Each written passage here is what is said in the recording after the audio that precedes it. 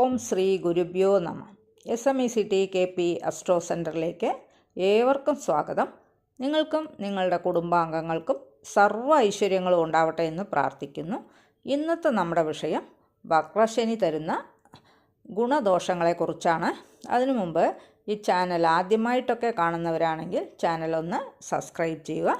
പിന്നെ ജ്യോതിഷ സംബന്ധമായിട്ടുള്ള എല്ലാ ആവശ്യങ്ങൾക്കും ജ്യോതിഷ പഠനത്തിനും ജ്യോതിഷ കൺസൾട്ടേഷനും ഒക്കെ SMECT KP അസ്ട്രോ സെൻറ്ററുമായിട്ട് ബന്ധപ്പെടാവുന്നതാണ്. നേരിട്ട് കൺസൾട്ടേഷൻ ഇല്ല, ഓൺലൈനായിട്ട് മാത്രമേ ഉള്ളൂ. താല്പര്യമുള്ളവർ സ്ക്രീനിൽ കാണുന്ന നമ്പറിൽ ബന്ധപ്പെടാവുന്നതാണ്. ഇനി നമുക്ക് വിഷയത്തിലേക്ക് കടക്കാം. വരാൻ പോകുന്ന ജൂലൈ മാസം അവസാനം ശനിക്ക് വക്രഗതി സംഭവിക്കാൻ പോവുകയാണ്.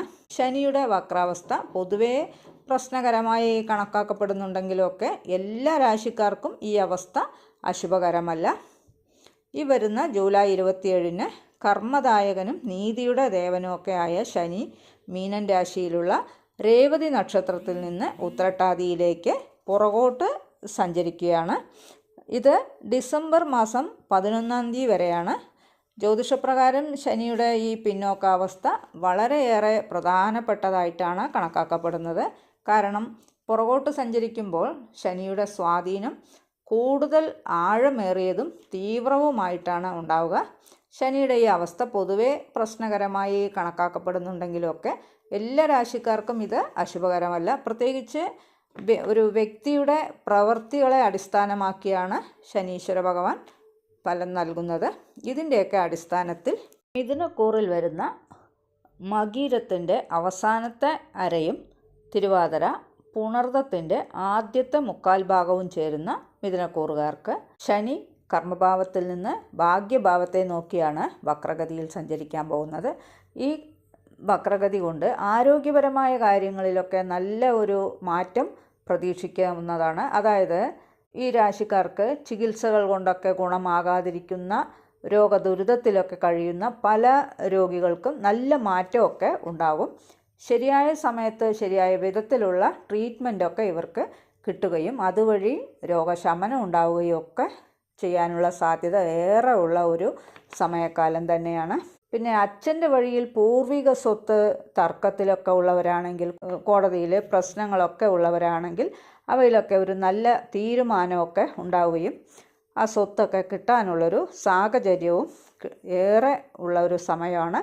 പൂർവികരുടെ അനുഗ്രഹം ധാരാളം ഉള്ളതുകൊണ്ട് ആഗ്രഹിച്ച കാര്യങ്ങളൊക്കെ തന്നെ നിങ്ങൾക്ക് നടന്നു കിട്ടും. തൊഴിൽ മേഖലയിൽ പ്രവർത്തിക്കുന്നവരാണെങ്കിൽ ബിസിനസ്സുമായി ബന്ധപ്പെട്ട് പണമൊക്കെ ഇൻവെസ്റ്റ്മെൻറ്റ് ചെയ്യുകയാണെങ്കിൽ ഒന്നിൽ കൂടുതൽ വട്ടം ചിന്തിച്ച് വേണം നിങ്ങൾ ആ കാര്യങ്ങളൊക്കെ ചെയ്യാനായിട്ട്. ഇങ്ങനെയുള്ള കാര്യങ്ങളിലേക്ക് ഇറങ്ങി പുറപ്പെടുമ്പോൾ ഒന്നിൽ കൂടുതൽ വട്ടം ആലോചിച്ച് തീരുമാനങ്ങൾ എടുക്കണം. ഉദ്യോഗാർത്ഥികൾക്കാണെങ്കിൽ സ്ഥലം മാറ്റത്തിനുള്ള സാധ്യത ഏറെ ഉണ്ട്. മേലധികാരികളുടെ കടുംപിടുത്തവും അപ്രീതിയും ഒക്കെ ഉണ്ടാകാനുള്ള സാധ്യത ഉള്ളതുകൊണ്ട് പ്രത്യേകം ശ്രദ്ധിക്കണം. പിന്നെ കലകളുമായി ബന്ധപ്പെട്ട തൊഴിലൊക്കെ ചെയ്യുന്നവർക്ക് അനുകൂലമായ സമയം തന്നെയാണ്. ചിലർക്കൊക്കെ ദീർഘദൂര യാത്ര വേണ്ടതായിട്ടൊക്കെ വരും. നിങ്ങളുടെ ധർമ്മദൈവത്തെയോ അല്ലെങ്കിൽ നിങ്ങളുടെ പൂർവികത്തെയോ ഒക്കെ സന്ദർശിക്കാനുള്ള അവസരങ്ങളും നിങ്ങൾക്ക് ഒത്തുവരുന്നതായിരിക്കും. അച്ഛൻ്റെ ബന്ധത്തിലുള്ളവരുമായി അടുത്തിടപഴകാനുള്ള അവസരങ്ങളും വന്നു ചേരും. കുടുംബത്തിൽ സന്തോഷത്തിനും സമാധാനത്തിനും മങ്ങലേൽക്കാതിരിക്കാൻ പ്രത്യേകം ശ്രദ്ധിക്കണം. ഡിസംബർ മാസം വരെയുള്ള ഈ കാലഘട്ടത്തിൽ ചില പരിശ്രമങ്ങളിലും ചെറിയ തടസ്സങ്ങളും ബുദ്ധിമുട്ടുകളും ഉണ്ടാകാനുള്ള ഇടയുമുണ്ട്.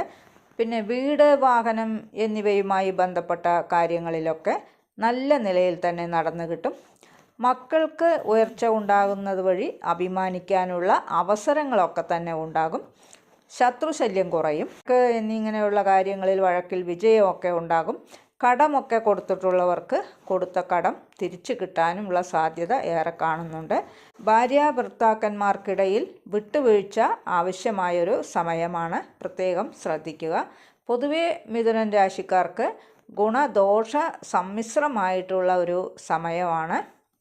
ദോഷപരിഹാരത്തിനായിട്ട് ശനീശ്വര പ്രീതി വരുത്തുക, ശനീശ്വര മന്ത്രമൊക്കെ ജപിക്കുന്നത് വഴി ഗുണങ്ങളേറെ കിട്ടുന്നതായിരിക്കും. ഈ ചാനൽ ഇതുവരെ സബ്സ്ക്രൈബ് ചെയ്യാത്തവരാണെങ്കിൽ ചാനൽ ഒന്ന് സബ്സ്ക്രൈബ് ചെയ്യുക. പിന്നെ വീഡിയോ ഇഷ്ടപ്പെട്ടുവെങ്കിൽ ലൈക്ക് ചെയ്യുക. നിങ്ങളുടെ വേണ്ടപ്പെട്ടവർക്കും സുഹൃത്തുക്കൾക്കുമൊക്കെ ഷെയർ ചെയ്ത് കൊടുക്കുക. നിങ്ങളുടെ അഭിപ്രായം കമൻറ്റ് ബോക്സിൽ അറിയിക്കുക. വേറൊരു വിശേഷവുമായി നമുക്ക് വീണ്ടും കാണാം. നന്ദി, നമസ്കാരം.